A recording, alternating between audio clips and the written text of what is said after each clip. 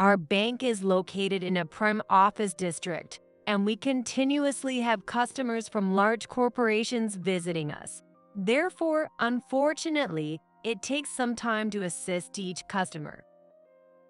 The tone was gentle, but the content was outrageously arrogant. So, what you're saying is, a poor old man in dirty work clothes, who certainly doesn't look wealthy, should wait until the big corporate clients who arrived after him are taken care of. Yasmin looked at my attire and scoffed. If you're unhappy with such priorities, perhaps a poor person like you should use another bank. I never expected to be ridiculed this blatantly at the main branch of a major bank. All right, I understand. With that, I pulled out my smartphone. My name is Ryan O'Brien. I'm 70 years old. I run a small local factory called O'Brien Manufacturing.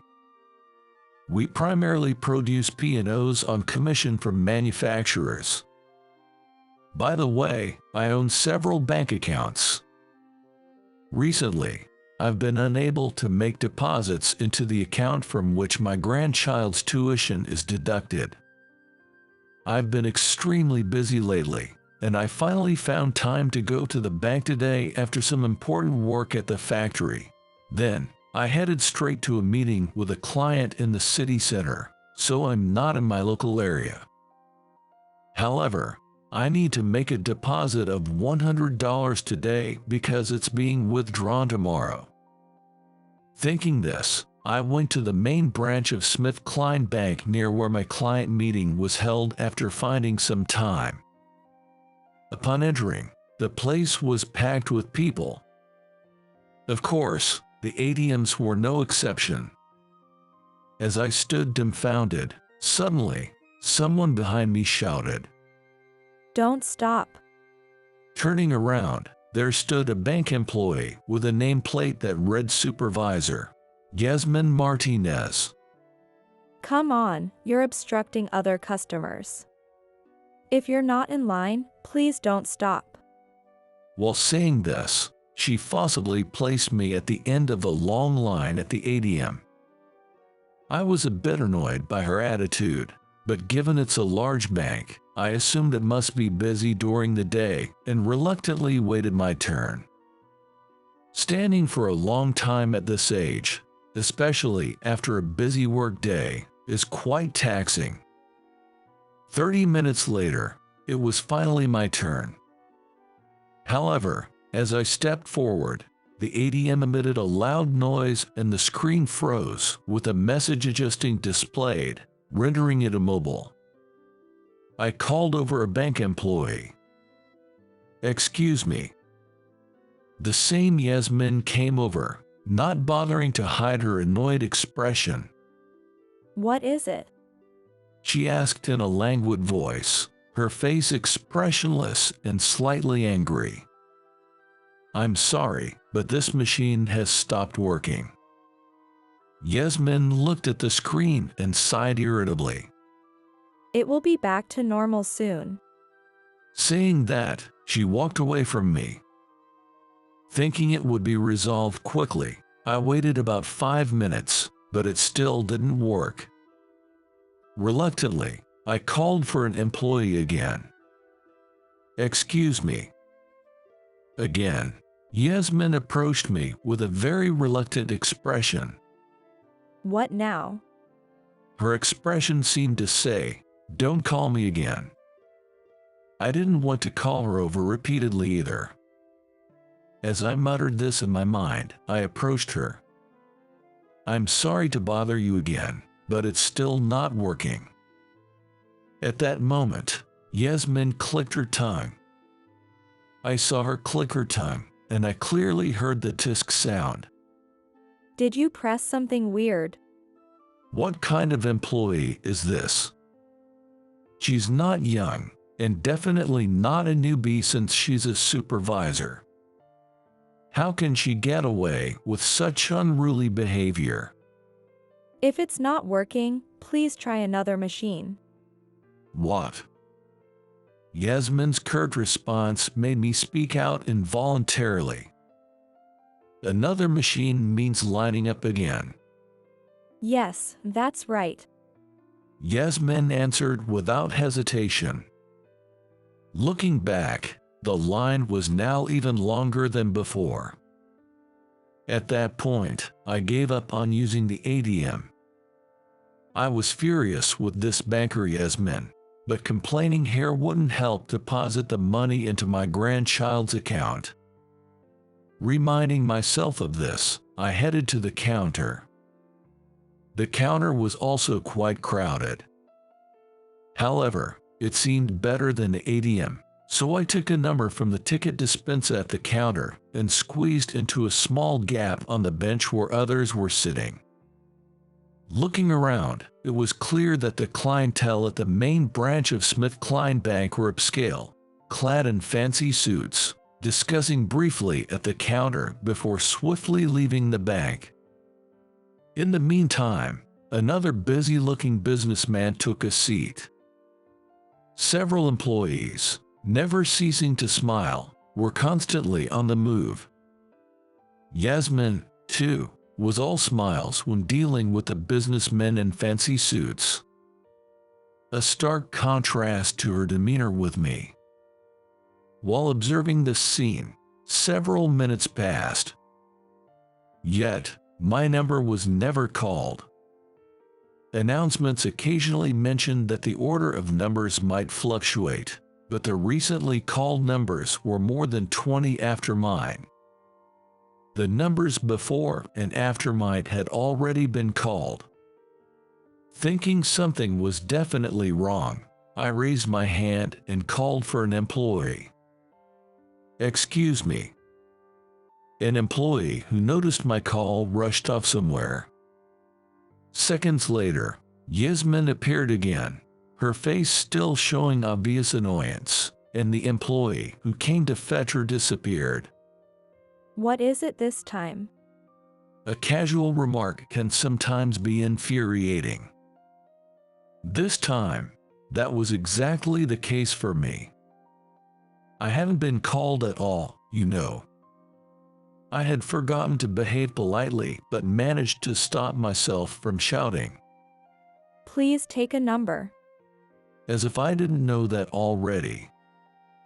With such an implication in her tone, I reluctantly showed Yasmin the ticket I had. "I already have one."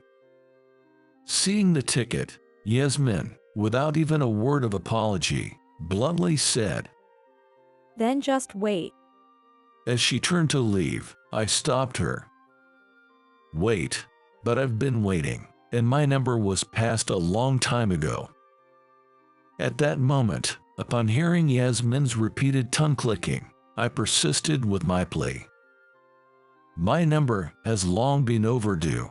There was an announcement about possible shifts in order, but this is more than just a shift." I heard a voice behind me as I raised my voice in frustration. What's the matter? As I turned around, there stood a female bank employee, not Yasmin. Her name tag read Supervisor, Taylor Simpson. Did something happen to you, sir? Speaking to this person named Taylor, who seemed much more approachable and gentler than Yasmin, I felt relieved that someone reasonable had finally come along and shared my situation. "Look, my number is way past due, and I haven't been called at all." When Taylor took my ticket, she frowned and said, Oh dear, I am terribly sorry. Please give me a moment. She then started whispering to Yasmin, who was standing next to her. What's going on? Still not being called? I guess today we have a lot of important people visiting, and it's extra busy. Seems like we can't manage everything. I could overhear their voices. Although they were trying to speak inaudibly, I managed to pick up their conversation. Having checked the piano's accuracy by listening and confirming it myself all this time, my ears have become trained. I end up hearing things I didn't want to hear. In a way, moments like these are somewhat of a loss. At a time like this, that dirty old man in work clothes shows up. That's just the worst. Where did the politeness go when she was speaking to me just now? It turned out Taylor was the same as Yasmin. They didn't realize I could hear them.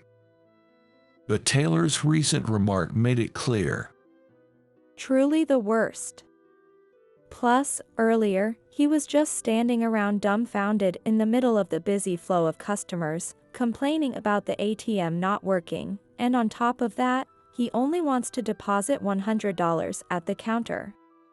Taylor grimaced and said, Seriously annoying. even if I hadn't heard her voice, her lip movement made it clear what she was saying. Just smooth talk him for now, and keep him waiting a little longer. After that, they approached me again, standing in front of me. Taylor, with a voice completely different from her whispers, started speaking calmly. Sir, our bank is located in a prime business area, and especially during the day like today, we continuously have customers from large corporations visiting us. Naturally, such clients are involved in very important matters and are extremely busy. So, unfortunately, it takes some time before we can assist you. The tone was gentle, but the content was outrageously arrogant. Perhaps other elderly customers would have been convinced to wait a little longer by this. But not me. So, a poor old man in dirty work clothes, who certainly doesn't look wealthy, should just wait until the big corporate clients who came after him are done. As I said this, Taylor's smile froze into a grimace. Our clients here have significant matters, and as a major bank, it's our crucial role to support those important tasks. Yasmin chimed in forcefully. Perhaps other elderly folks would have been overwhelmed and rendered speechless by such a strong response. But whether they are from a big corporation or not, they are still customers. Such discrimination in treatment is unacceptable for a bank that's supposed to serve everyone. Unaware of my thoughts, Yasmin scoffed at my attire. If you're dissatisfied with such priorities, perhaps someone like you, who appears impoverished, should use another bank. I never thought I'd be so blatantly ridiculed at the main branch of a major bank. All right, I understand. With that, I took out my smartphone.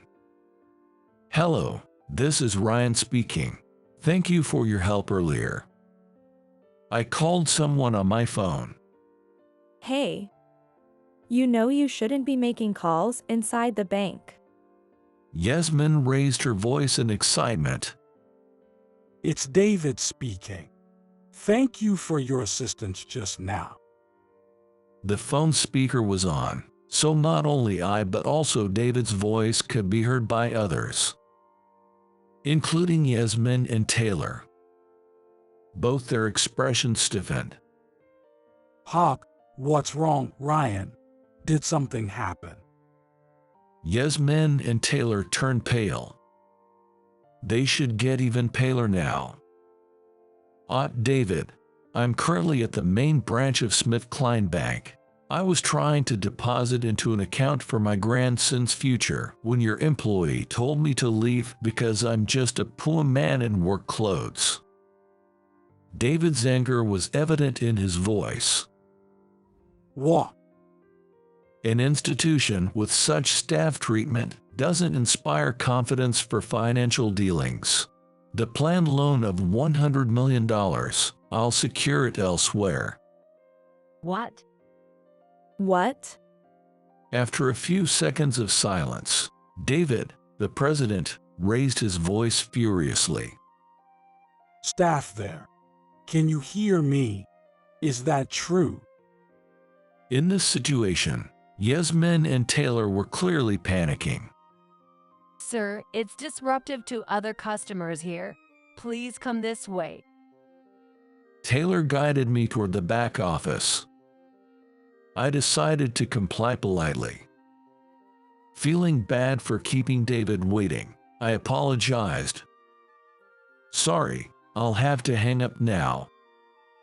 As I apologized, I ended the call and headed to the back office. What's going on here? As soon as we entered the back office, Yasmin barked. Of course, she knew I had already ended the call on my phone. I just had a meeting with your president. Taylor looked puzzled. Really?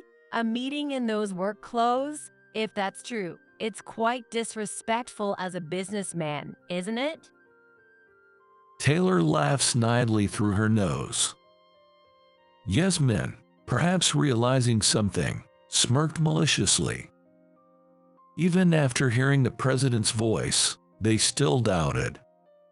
We only heard the voice of the person claiming to be the president earlier.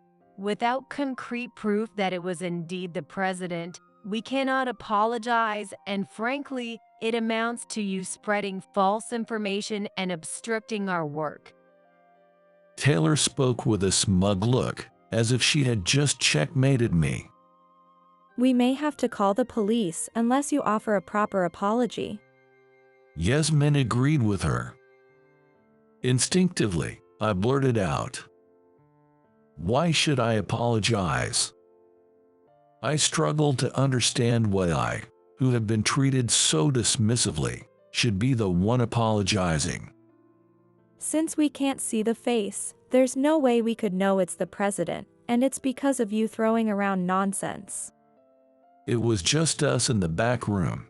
No other customers were around. Yasmin's tone was intentionally altered.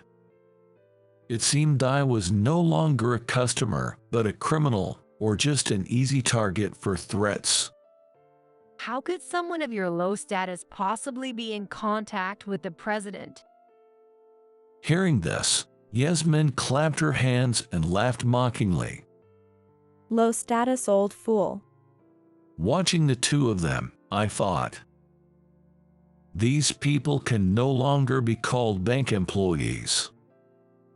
And I decided I wouldn't hold back any longer. Hello David, can you see me? I waved towards my smartphone. The laughter from the two stopped abruptly as they heard me speaking. Ryan, yes, I can see you. How did it go with what we discussed earlier? Excuse me for a moment, I said, then turned my smartphone screen towards Yasmin and Taylor. The two, who had been looking at me with scorn and mockery, suddenly paled and tensed up when they saw David on my screen. Does this convince you now? Apparently, David was looking quite fearsome. I couldn't see it myself, but from their reactions to the smartphone screen, it was clear they were shrinking back in fear. David, before this call connected, these two bank employees were saying they had only heard your voice and doubted if it was really you. That's why I switched to a video call this time. Yasmin said in a low voice. Hey, hold on a sec. And then she extended her hand forward, signaling for us to stop. We didn't have that conversation. Taylor suddenly became aggressive and angry. David, this man was causing a disturbance inside the bank, and when we addressed it, he used his acquaintance with you as a pretext to retaliate against us. Taylor pointed at me, and Yasmin joined in. Yes, that's right. If you claim we did such things, do you have any proof? Suddenly, a loud voice drowned out Yasmin's question, asking, "Do you have any proof?" What is going on here? Yasmin's voice was overtaken by her own voice, leaving both Yasmin and Taylor confused and stopping in their tracks. What was that just now? Having startled David as well, I said, "I'm sorry, David." While still showing my smartphone to Yasmin and Taylor, I pulled an IC recorder from my left pocket with my right hand. I've been recording our conversation since I entered this room. As they looked embarrassed, I made sure the IC recorder was visible to my smartphone's camera. "Can you see this, David?" Yes. David responded in a low voice. So, you were recording the conversation before you contacted me. David is sharp. His subordinate's misdeeds were clear, and he seemed quite angry, but perhaps this was a good opportunity for someone managing such a large bank. I continued to think so. I always carry this to compare piano sounds. I never thought I'd use it like this. So Yasmin, Taylor, here's your evidence. Yasmin clenched her fists, visibly frustrated. Taylor looked down, furrowing her brow, lost in thought. Shall I play the entire conversation for the president? As I was about to press the recorder's button, a voice intervened. Wait a minute. We understand now. We were wrong. Taylor hurriedly said. Yasmin looked confused. What? After a few seconds of exchanging glances, both of them apologized simultaneously. We're sorry. We're sorry. That's the situation, David. If employees like these are left unchecked, I'm afraid I'll have to cancel our financing deal. As I said this, David hastily responded through the smartphone. Wait. I understand. These employees will be severely disciplined. So please, let's continue with the financing. I immediately replied, "Okay." Not actually planning to cancel the loan. I'd still like to proceed with our discussion, David. Thank you. In response to what David said, I quickly replied, "However, leaving such individuals unaddressed can have repercussions not only on other diligent employees, but also on your customers. This could potentially jeopardize the stability of the company, making it difficult to secure financing. So, I kindly ask for your cooperation in handling this matter." David responded solemnly, expressing his sincerity through the smartphone screen. David is a trustworthy individual, so if there's any organizational pus, I'd like it to be brought out as soon as possible. Let's discuss the financing further at a later date. With that, I ended the call. After a few seconds of silence, as I looked at the two, they both stood there, looking defeated and staring at the ground.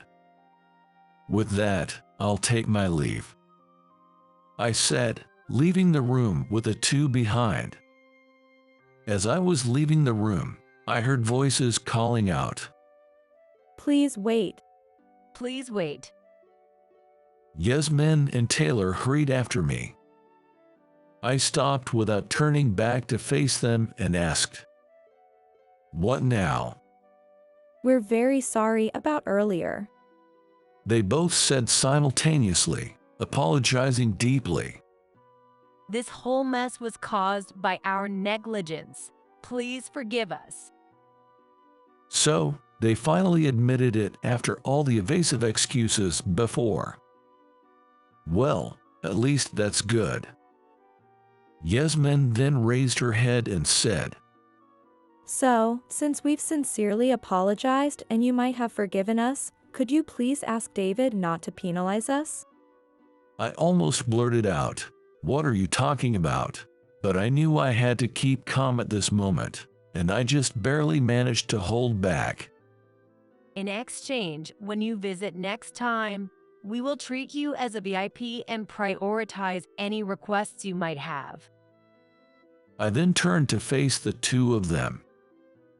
So, even if there are other customers waiting, you'll take care of me first. Taylor responded with a smile. Yes, that's exactly right. I sighed. That won't do. You two fundamentally don't understand. Both of them froze simultaneously at my words. Ha! Ha. I'm telling you, I don't find any joy in such treatment. Rather, I wanted you to say that from now on you'll change your attitudes and treat all customers fairly, without prioritizing. Yasmin and Taylor looked away, avoiding eye contact, as I continued. If you rank customers, those you place at the top might feel good, but those you inevitably place at the bottom will see how you neglect them and will lose trust in this bank. Even if the president is good, the bank will fail if its workers act like this. It seems that indeed, navigating a large organization can be challenging. Your president wouldn't want that. Seeing them completely silenced, I returned to a calm tone. I'll let David judge this incident, including this conversation. Ha! Ha. They looked up, almost tearful.